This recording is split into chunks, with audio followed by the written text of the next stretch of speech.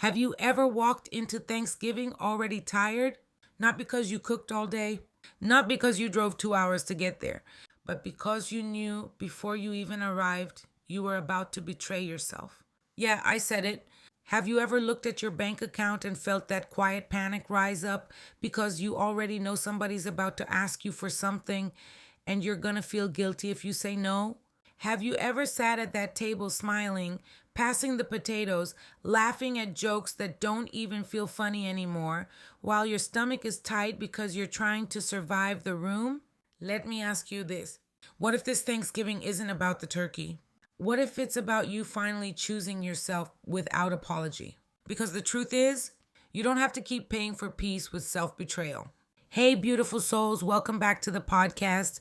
If you're new here, I'm Dagmary Daniels, life coach, storyteller, and your reminder that healing is not pretty, but it is possible. Today's episode is called Thanksgiving Without Self Betrayal, Money, Family, and Boundaries.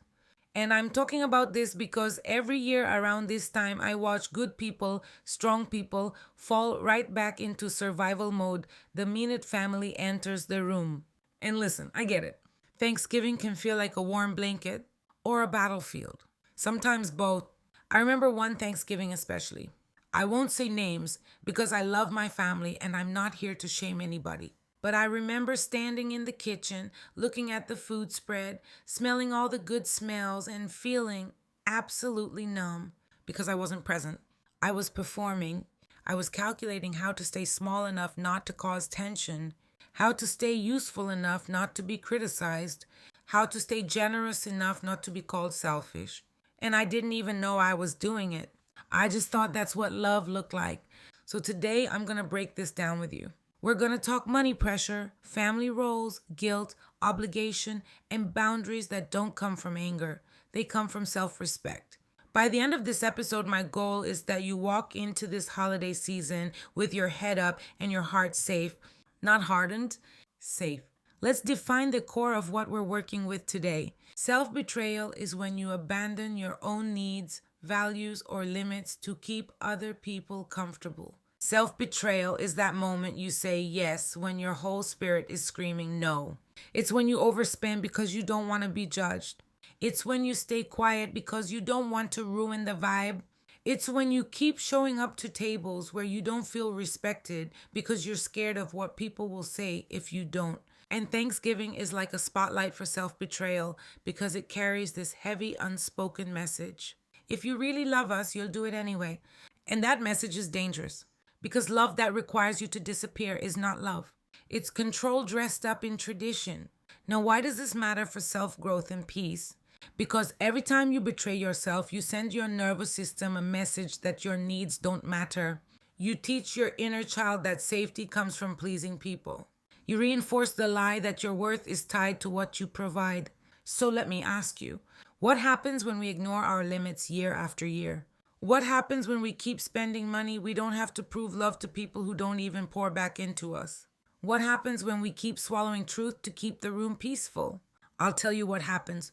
You start resenting the people you love. You start resenting yourself even more. And you don't notice it until you're numb, exhausted, and asking, why do I feel so empty after being around family? That's why we're talking about it today. Okay, let me take you into my real life. There was a season, and some of you are going to feel this in your bones, when I was the strong one, the one who always figured it out, the one who gave, the one who could handle it. And I started wearing that role like a badge because it felt good to be needed. But baby, being needed is not the same as being loved. One Thanksgiving, I had already been stressed about money. Bills were stacked, life was lifing, and I was trying to keep my head above water. But guess what? Family holiday expectations do not care about your bank account. I remember thinking, okay, I'll just put it on a card. I'll just make something happen. I don't want anybody talking about me. So I did what I always did.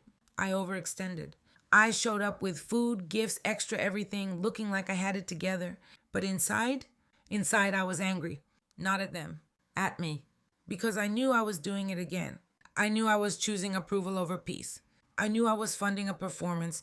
And I remember sitting in the bathroom that night after everybody left, after the hugs, after the leftover plates were packed, and I cried. Not because Thanksgiving was bad, but because I realized I had become a stranger to myself. I didn't know how to say, I'm not doing that this year. I love y'all, but I can't afford it. I'm not staying in a space where I have to shrink. And that's when it hit me. I kept calling it family tradition, but what I was really living was fear. Fear of rejection, fear of being judged, fear of being labeled selfish, fear of being the problem. And let me tell you something that changed my life. The first time I set a boundary with family, I felt guilty. The second time, I felt shaky. The third time, I felt free. Because boundaries are not about punishing people, they're about stopping the punishment of yourself. So that was my transformation moment. When I realized I was paying for belonging with self abandonment, and I decided I was done. All right, love, let's get practical because I'm not just here to tell stories, I'm here to coach you through the shift. Here are 5 grounded steps to move into Thanksgiving without self betrayal. Step 1, name what you're scared of. Before you set any boundary, get honest with yourself. Ask, what am I afraid will happen if I say no? Are you afraid they'll call you selfish? Are you afraid they'll guilt trip you? Are you afraid they'll withdraw love? Are you afraid you'll feel like a bad daughter, son, sister, cousin? Listen to me. Your fear is not proof you're wrong. Your fear is proof you've been conditioned. Write it down. Say it out loud. Let it be seen. Because what stays unnamed controls you. Step 2, decide what you can actually give, not what you wish you could give, not what would make everybody happy. What you can actually give without resentment. That includes money, time, emotional energy, physical effort, conversation capacity, your presence. Some of you don't just need a budget, you need an energy budget. If you're already tired, already anxious, already stretched, you don't owe anybody your last drop. So decide your limit before you enter the room. Example, I can bring 1 dish, not 5. I can stay 2 hours, not the whole day. I can spend $50 total, not $300. I can come, but I'm not discussing my relationship. I can be kind, but I will not be disrespected. Step 3, communicate early and clearly. Don't wait until the day of to announce a boundary like a grenade. Call, text, or message ahead. Let it be simple. You don't need a 3-paragraph explanation. Try these. This year I'm keeping things simple financially, so I won't be able to contribute like usual. I'm happy to come, but I'm not staying late. I'm taking care of my peace this holiday season, so I'm stepping back from certain conversations. You're not asking permission. You're informing. Step 4, expect discomfort and don't run from it. Setting boundaries with family feels like going against gravity because family knows older versions of you. They remember when you were the helper, the peacemaker, the one who never said no. So yes, you might get pushback. You might get side eyes. You might get little slick comments. But hear me, discomfort is not danger. You can feel guilty and still be right. You can feel nervous and still hold the line. You can feel sad and still choose yourself. Let the discomfort pass through you like weather, not like a command. Step 5, create a peace plan for the day. This is your toolkit. Before you go, decide where you'll take a break if needed, what phrase you'll use to exit a conversation, who you'll text if you feel triggered, what time you're leaving, what boundary you're practicing. Some phrases you can keep ready. I'm not discussing that today. Let's keep it light, please. I'm going to step outside for a minute. No, thank you. That doesn't work for me. I love you and I'm not doing that. Say it with calm. Say it with respect. And remember, you don't have to explain a boundary to someone committed to misunderstanding you. Now, let's talk about what happens when you actually apply this. Because some of you are thinking, okay, Dagmary, but what if they get mad? Let them be mad. Here's the real impact of choosing yourself. You start building trust with you. Every time you follow through on your limits, your inner world softens. You stop feeling like you're at war with yourself because you finally have your own back. Your relationships either deepen or reveal themselves. Some people will adjust. They'll respect you more. Other people will show you they only liked you when you were easy to control. And that's painful, yes, but it's also clarity. You stop resenting the holidays. When you don't overextend, Thanksgiving becomes about connection again. Not performance, not proving, not pretending. You model freedom for the next generation. Your kids, your nieces, your nephews, your little cousins, they are watching. And when they see you say no with love, they learn they can do the same. Now, let me name a few pitfalls. Pitfall number one, setting boundaries with anger instead of clarity. If you're exploding, it's usually because you waited too long. That's why early communication matters. Pitfall number two, over explaining. Over explaining is a trauma response, love. You think if you just say it right, they won't be upset, but you can say it perfectly and people still may not like it. Let them not like it. Pitfall number three, confusing guilt with obligation. Guilt is a feeling, obligation is a choice. You can feel guilty and still choose peace. So let's bring this home.